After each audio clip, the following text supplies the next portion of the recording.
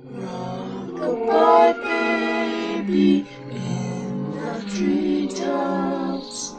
When the wind blows, the cradle will rock. Hey, does anyone remember the old PC game from the early 1990s called Mr. Mix? It's mainly a typing game, similar to Mario Teaches Typing, where you have to type words into a box to make a chef, the titular Mr. Mix, put ingredients into a bowl. Unlike most typing games, however, this game is notorious for having an insane difficulty curve. The game has a words per minute requirement for each level, being as low as 10 on level 1 and as high as 85 on the third level. By level 5, the requirement reaches over 500, effectively making it impossible to proceed any further. One of the main things that people noticed about this game immediately was the background music.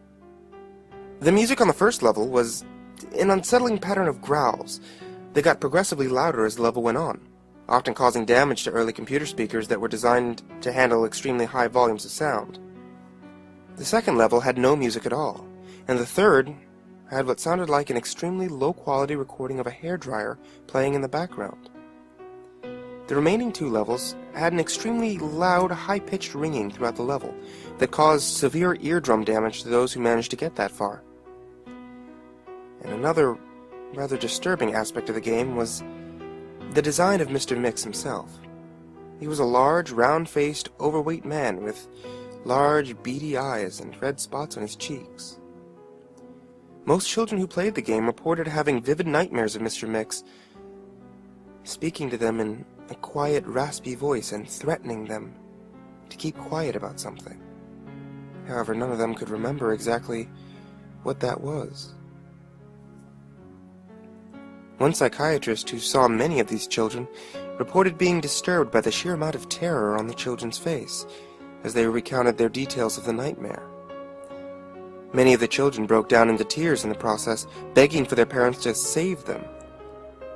However, no direct relationship to the game itself could be determined by these cases, as not all the children suffered the same adverse effects.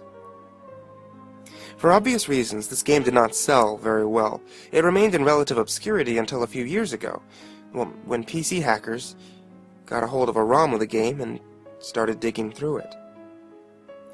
Using memory hacking software, they managed to crack the game's code and bypass the impossible 5th level. What they found, however, was extremely disturbing and caused many of them to quit the expedition altogether. According to the reports that these hackers left behind, the game behaves very strangely if the 5th level is bypassed. The game crashes violently and closes, writing a bunch of files to the user's System32 directory to the point that the RAM is almost completely filled. These files are reportedly pictures of people with horribly deformed faces, appearing to scream in pain and agony with their eyes appearing to bleed from their tear ducts, and their outer layer of skin torn clean off in multiple places. If the user attempts to delete these files, the computer will violently crash and blue screen, causing permanent and irreparable damage to the user's hard drive.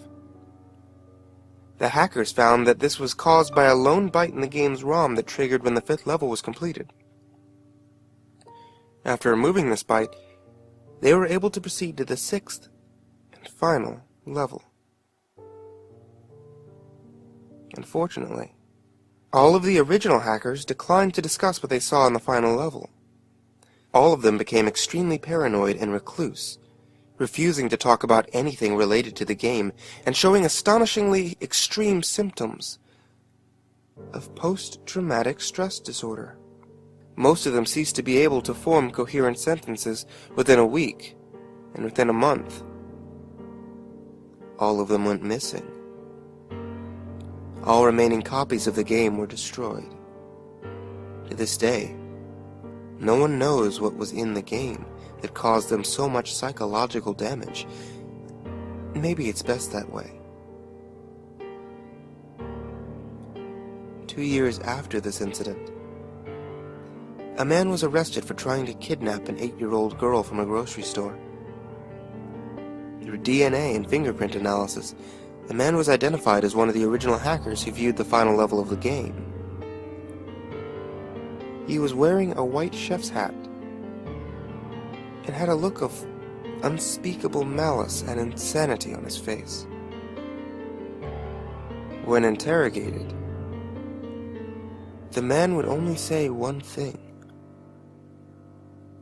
"I'm Mr. Mix."